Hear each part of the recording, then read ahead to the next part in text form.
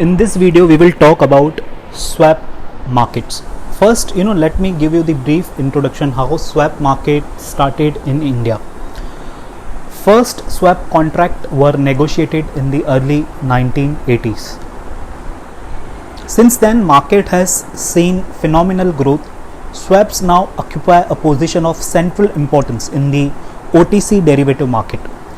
A swap is an agreement between two companies to exchange cash flows in the future. First swap involving an Indian counterparty took place as early as 1984 when the ONGC entered into a swap contract with a consortium of foreign banks to hedge some of its foreign currency exposure. This contract was negotiated and done under the jurisdiction of foreign market. However, that was an exceptional case and swaps were not popular in Indian markets till the mid 1990s. The RBI started allowing the usage of swaps by counterparties in India from 1995 on a case by case basis, and each transaction needed to have explicit RBI approval. However, with the market maturing and developing quite fast, the RBI started relaxing the rules, and by 1999 the RBI had started allowing banks to enter into the swap contract and report such deals to it on periodic basis.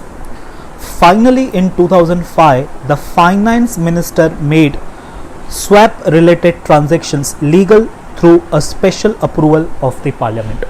So this was the brief introduction how swap market developed in India, or how swap market started in India.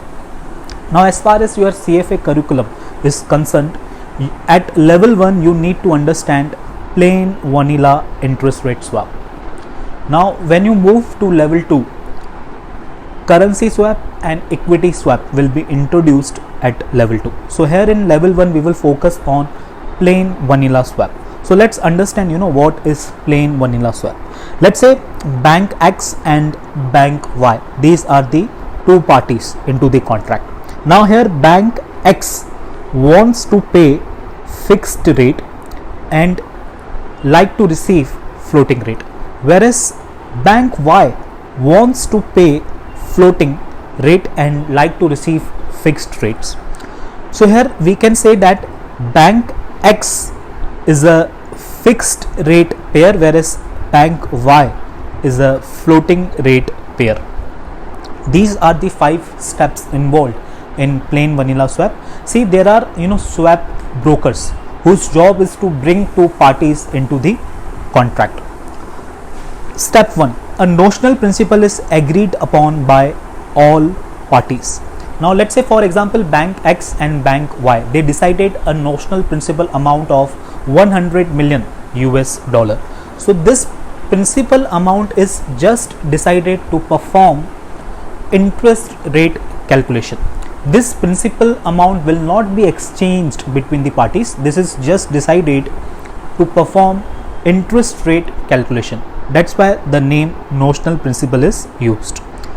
Next step is start dates and maturity dates are fixed. Now generally when it comes to swap, the term of the swap, also known as the tenure of the swap, could range from 1 week to a year depending upon the requirements of parties. Step 3, fixed rate is agreed upon. In this example it will be agreed upon by bank X and Y, and bank X will pay fixed rate to bank Y. Step 4, floating rates calculations are made. Step 5, the two cash flows are netted. This is very important. Now the two cash flow here basically means fixed and floating. These two cash flows are calculated and they are netted. Now here the word netted means party with greater liability will make payment. Let's understand these 5 steps with the help of example. As I said earlier, let's assume bank X and bank Y, they decided a notional principal amount of $100 million. Now the tenure of the swap is 2 months. fixed rate decided was 5%, whereas reference rate decided as LIBOR for floating rate. After 2 months, let's say LIBOR turns out 3%. Now bank X will pay 5% to bank Y, whereas bank Y will pay 3% to bank X. So on net basis, you can see bank X is having a greater liability. So on net basis, we can say bank X will make 2% of $100 million to bank Y. Swaps are similar to forward contract in several ways. Number one, swaps typically require no payments by either party at initiation. So just like forward contract, here also no payment is required when contract is initiated. Just like forward contract, swaps are also custom contract. This means swaps are also customized in nature.